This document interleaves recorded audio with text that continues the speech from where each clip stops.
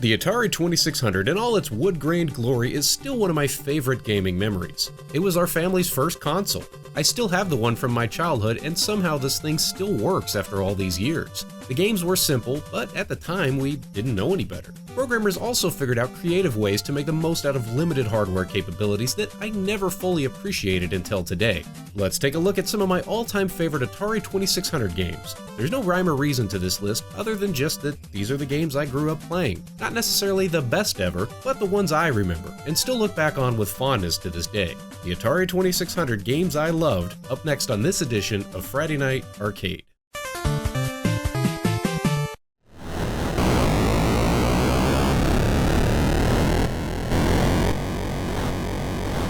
Here's one I always loved. Enduro takes a simple racing concept and does it in a way that's still fun today. The gameplay is straightforward enough. You play as a race car driving cross-country trying to pass as many cars as you can. On the first day you have to pass at least 200 cars, and then you have to pass 300 cars every day after that. What's impressive here is the day-to-night transition.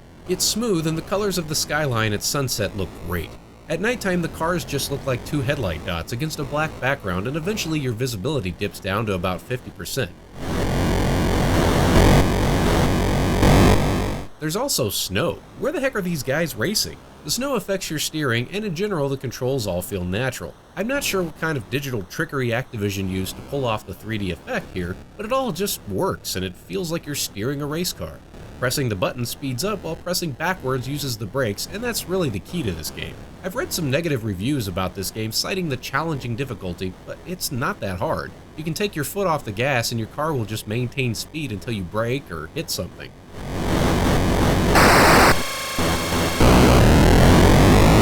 Just find a speed that's comfortable and you're still passing cars at a reasonable rate, and you can pretty much coast through each level. My favorite thing about this game is the sound. It's simple, but the acceleration sounds are epic, and when it snows, it actually sounds like you're driving through snow.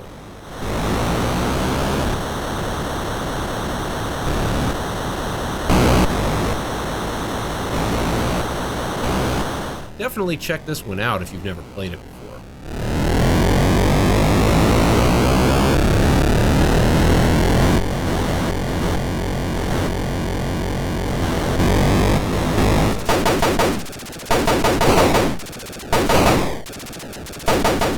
Chopper Command. I played the crap out of this game. It's another gem from Activision, and there's probably going to be a lot of Activision on this list. You take control of a chopper and have to shoot down enemy planes and helicopters while protecting the black trucks traveling on the roadway below. You also have a long-range scanner at the bottom of the screen that shows you how many enemies and trucks are left in the area, which is kinda cool. The sound effects are just cool. From gunfire to the explosions to just flying around. It actually sounds like a helicopter.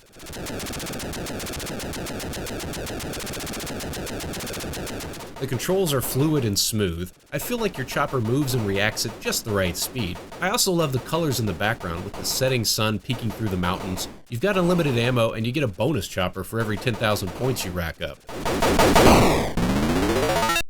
The graphics are amazingly detailed for an Atari 2600 title. You can even see the wheels spinning on the trucks below. There's also a different firing mode where your chopper apparently swaps out your ammo for 20-foot-long javelins.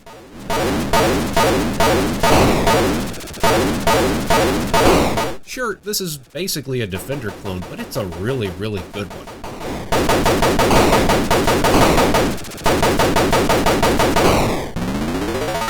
Well, wouldn't you know it, another Activision title. River Raid puts you in control of a jet fighter in a top-down vertical shooter that's surprisingly complex for an Atari 2600 game.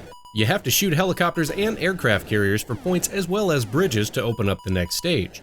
On top of that, you have a fuel gauge, and this thing gets about as good a gas mileage as a Humvee towing a school bus. You're tempted to shoot anything and everything, but you'll want to watch out for the fuel tanks.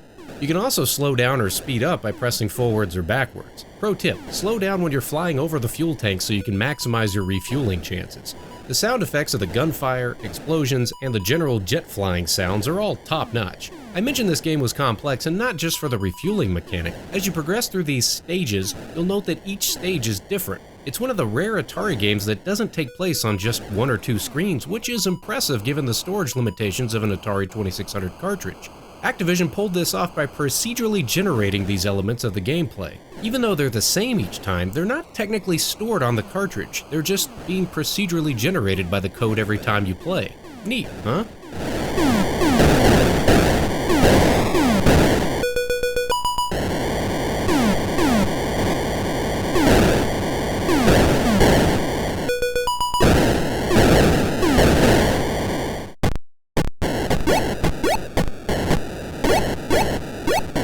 This one needs no introduction, that sound says it all. Space Invaders dominated the arcades upon its release in 1978 and was later ported to the Atari 2600. Although the port certainly isn't a perfect replica of its arcade counterpart, when I was a kid I didn't know any better.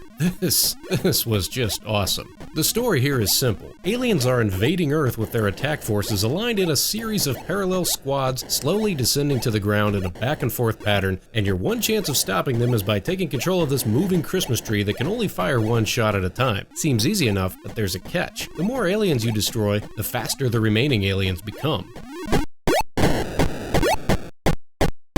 This turns those final seconds of any round into a white-knuckle fight for survival as the aliens blitz across the screen.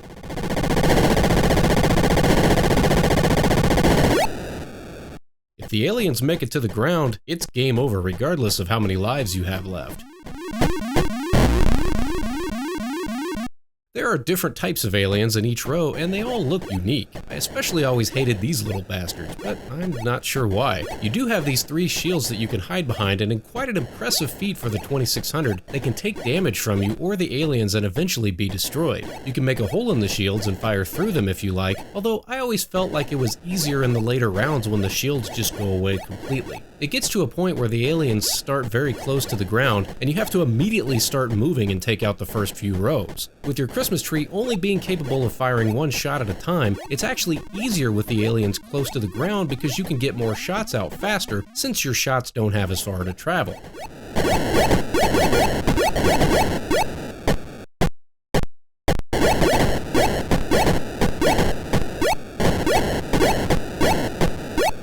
I mentioned before the aliens get faster toward the end of the round, and being able to lead your shot into where the aliens are headed is a crucial skill, especially if you want to take out the mothership that pops up from time to time.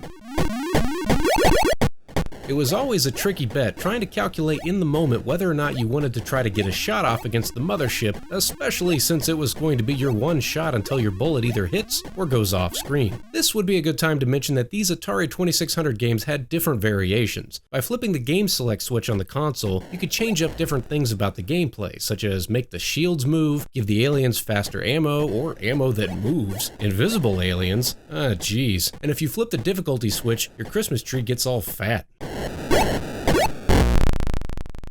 This simple but addictive Atari 2600 game is still just as fun today, to me at least, as it was 30 years ago.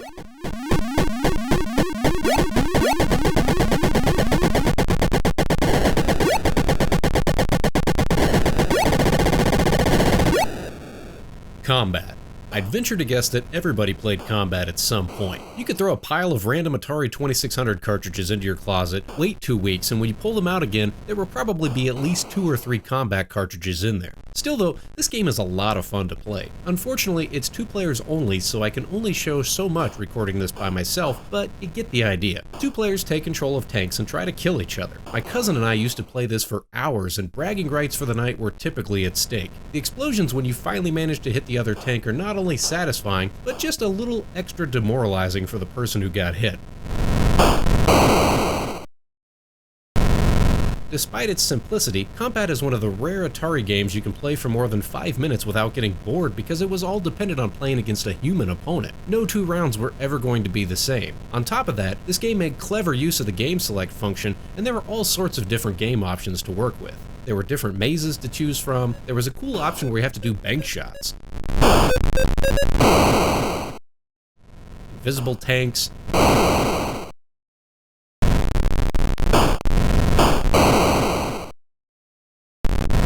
There were biplanes, helicopters, and jets too, and they all have a little bit of a different sound to them, which is neat.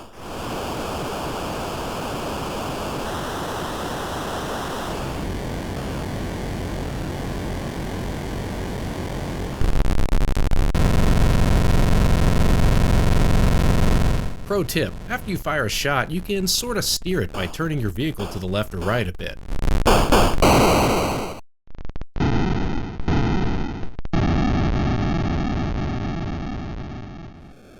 You won't believe it, but here's another Activision title. Starmaster was one of my favorite games. The look, the sound effects, the battles, everything about it is so well done.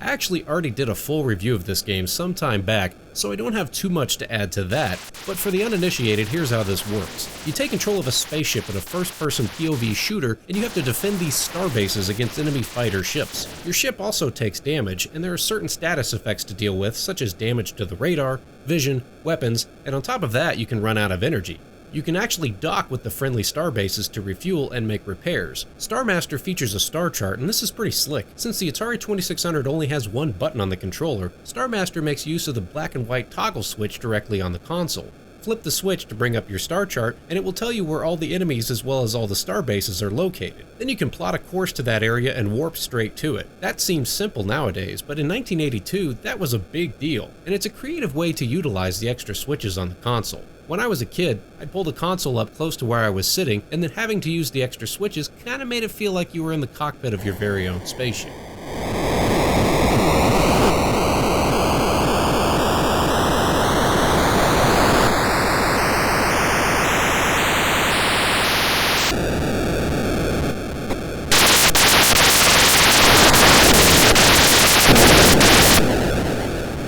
Robot Tank. Here's another one I already did a full review on some time back. You take control of a tank and just have to go around blowing up other tanks. But it's another first-person POV shooter which just seemed so foreign on a gaming console in the early 80s. The 3D effect, combined with the impressive sound effects, really allowed you to suspend your disbelief and made it feel like you were sitting in some futuristic battle tank. Just like in Starmaster, your tank can take damage to the radar, weapons, or vision, and similar to Enduro, there's multiple weather issues you have to deal with such as nighttime, snow, or fog. I realize now this was just a different take on what was already done with Battlezone, but 4-year-old me didn't have access to the internet. I just knew I thought this game was fantastic, and I played the crap out of it.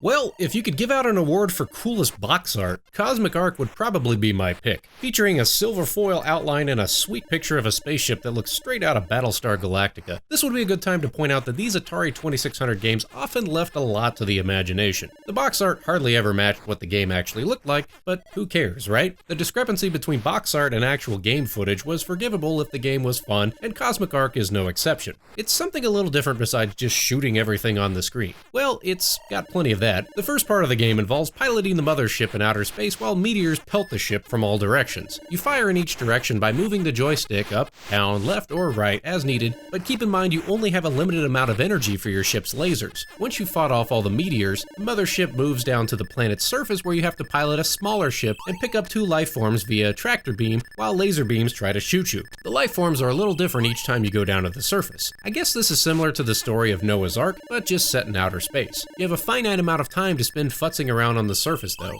Spend too long and an alarm will go off warning you of a meteor about to strike the ship. You'll have to get back in time so you can deal with it because I guess you're the only one piloting this thing.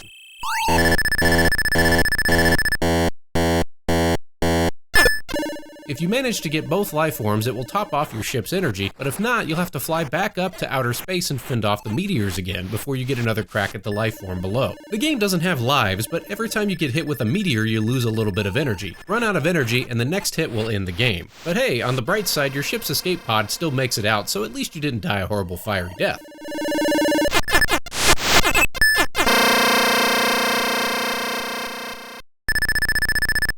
Check out the moving starfield in the background. This was done using a bug in the Atari 2600 hardware. Pretty cool, huh?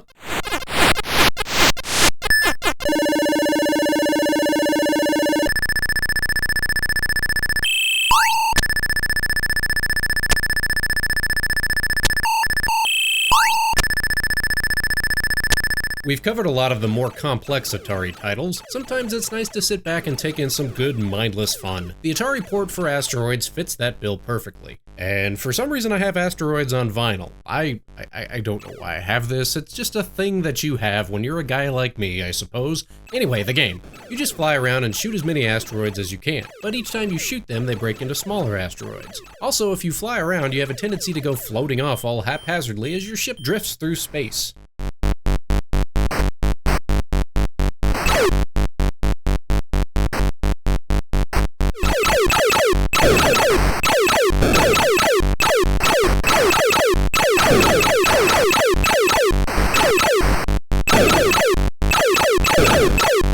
That mechanic is cool, but for the most part, I always try to stay in the center of the screen. If things get too hairy, you can press down on the joystick to warp into hyperspace. It's a roll of the dice if you end up somewhere out of the way, or if you end up getting immediately smashed to bits when your ship reappears on the screen. It's impressive to see how many different objects can potentially be flying around on screen at once.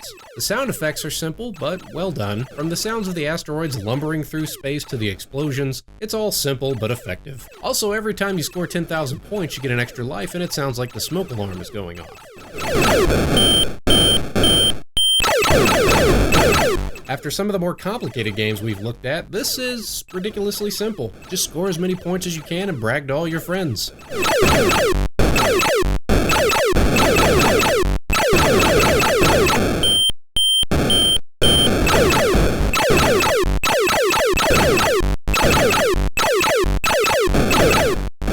I think that wraps it up for this episode. The Atari 2600 had a massive library of games, and although they weren't all great, there were a ton of memorable titles that I grew up with that are still fun to play today. I definitely didn't get to all of them in this episode, but if you enjoyed this, perhaps I'll do a follow-up episode somewhere down the road. What do you think? What were some of your favorite Atari 2600 games growing up? Do you still revisit Atari games today? As always, thank you for watching. Please don't text and drive, and I'll see you next time on Friday Night Arcade.